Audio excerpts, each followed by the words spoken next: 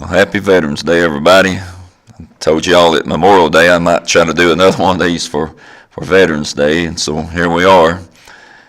I want to thank my EP kids again from last year for encouraging me to do a podcast, and I'm not arrogant enough to think anybody really cares what I think on anything, but they get a kick out of hearing me, especially since they don't see me every day anymore, and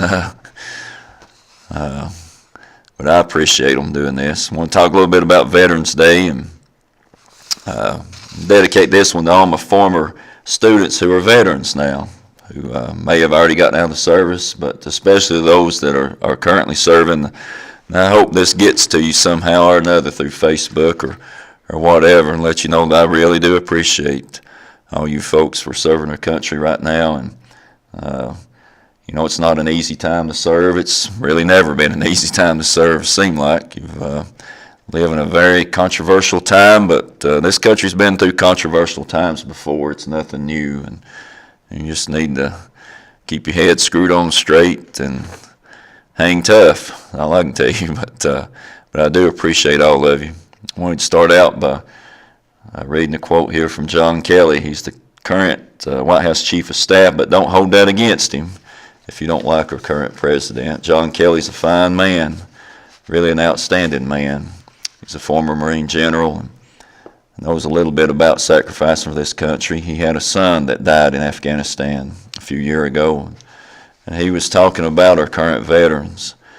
And he said they're the very best this country produces, and they volunteer to protect our country when there's nothing in our country anymore that seems to suggest that selfless service to the nation is not only appropriate, but required. But that's all right. And I agree with everything he said there. The current veterans, the force that we have is as good, if not the best we've ever had. And as far as what this country's producing, they are the very best, just outstanding people. And the restraint with which they operate around the world, and the technology that they're able to use, etc., is just outstanding. But you think just a minute about living in a country where young people didn't feel like making a sacrifice. You know, I just couldn't imagine this. You wouldn't have a country is what it would be like. And so I'm just thankful that we still got young people willing to step forward and serve. Amid all this political, social upheaval, we still have one thing that's remaining constant in this country and has for, well, since the founding, and that's these young people continue to step forward in service. And, you know, we're living in a time where people, they don't see the need to sacrifice for anything. So many haters, there's always been haters and so on. But we still got about 1% of our youth who believe this country's worth serving. And I reckon... And reckon don't mean I think or maybe, you know, reckon's a definite here. I reckon they're as good as we've ever had, and I do appreciate all of them for serving right now. And along with that, I just wanted to read a short little speech here. I didn't want to take a lot of time. Nobody wants to sit down and listen to a big, long podcast by anybody, I don't reckon. But I wanted to read this little speech here by one of my favorite people.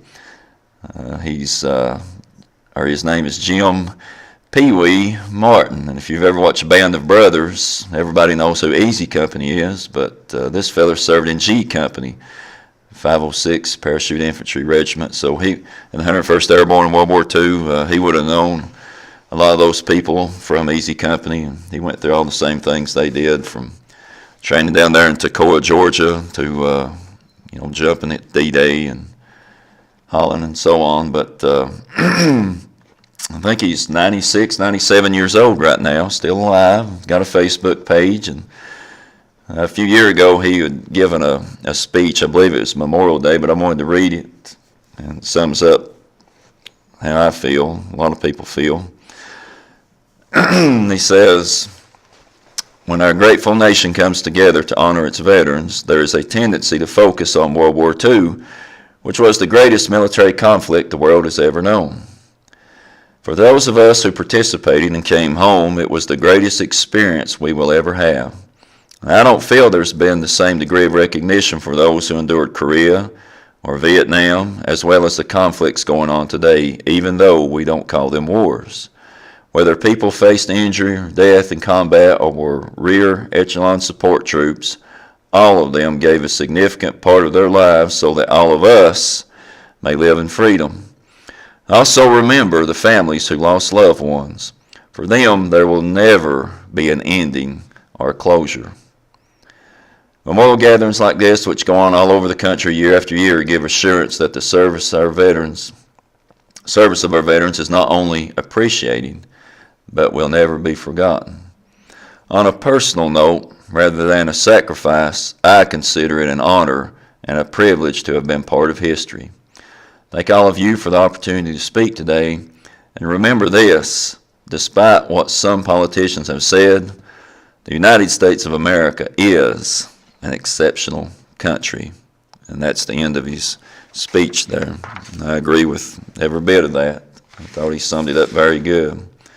I'll close on one thing, talking about military service and just something that I learned from it that I think that a lot of people ought to learn sometime in their life, and I wish they could learn it and not have to join the military to do it. But one thing serving in the military teaches you is that the country has always been bigger or better than the people that we elect. And I served under a president that I didn't vote for and didn't really support, but my love for country had nothing to do with him. Since that time period, I've had presidents that I voted for and didn't vote for, and my view of America hasn't changed. I still love America. I question things that their leaders make and so on, but we're living in a time now where everybody's view seems, not everybody, but a lot of people's view seems to be based on their political view, and it's very, very sad. At one time we could disagree with each other and not hate the country. We could look at America as being a good place, maybe a good place that we disagreed with, but something that was workable, something that we could keep on rolling to the next generation.